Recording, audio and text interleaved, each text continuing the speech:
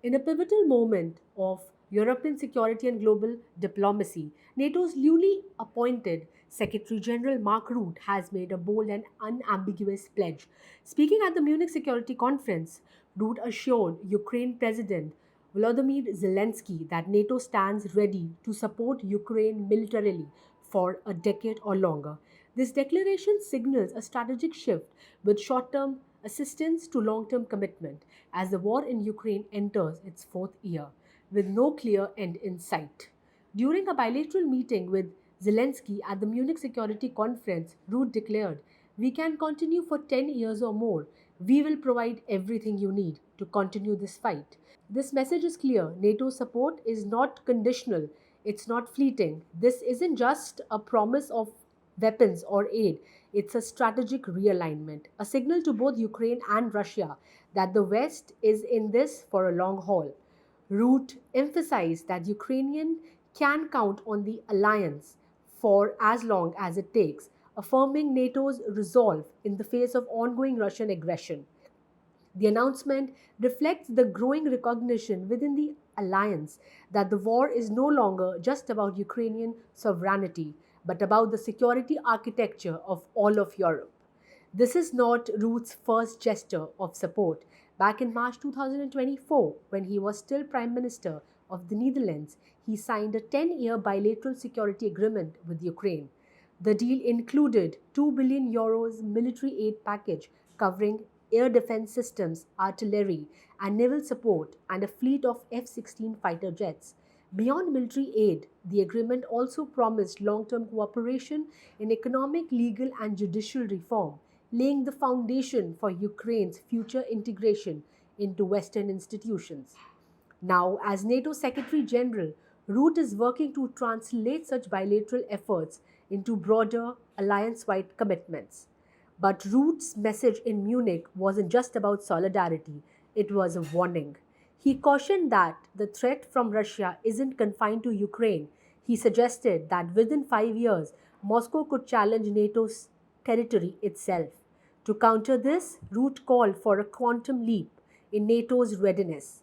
He urged members to go beyond the long standing 2% GDP defense spending target, proposing some nations aim as high as 3.5%. His call underscores a hard truth that without decisive investment in ammunition production and air defenses, NATO could be caught off guard by Moscow's next move.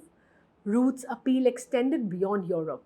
Aware of growing political uncertainty in the United States ahead of the upcoming presidential election, he urged Ukraine to maintain open lines of communication with both current and potential future US administrations, including Donald Trump.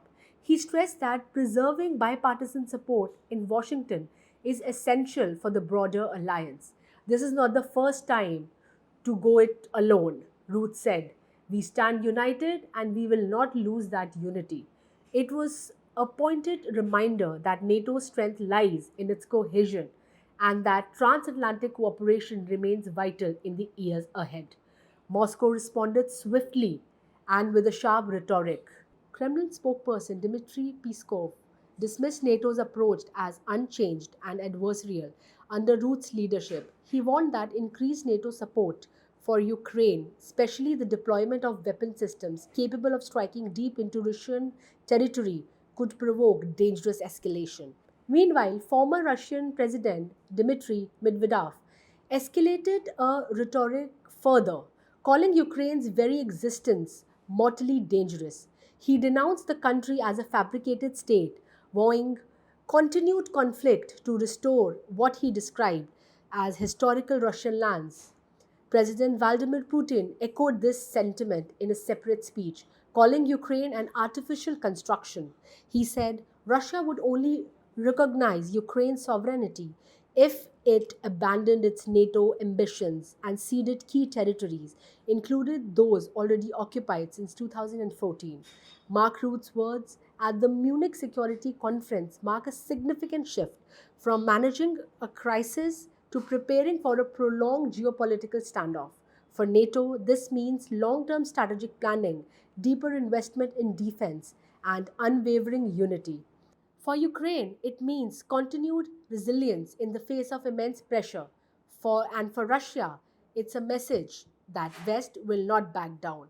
As leaders prepare for the upcoming NATO summit in The Hague, the stakes couldn't be higher. At the heart of the agenda, how to solidify support for Ukraine and how to deter future aggression before it even reaches NATO's doorstep. This has been our in depth look into NATO's evolving role in the Ukrainian war and the new era of European defense under Secretary General Mark Rutte. Stay tuned for further updates as the world watches this critical geopolitical chapter unfold. Thank you for watching.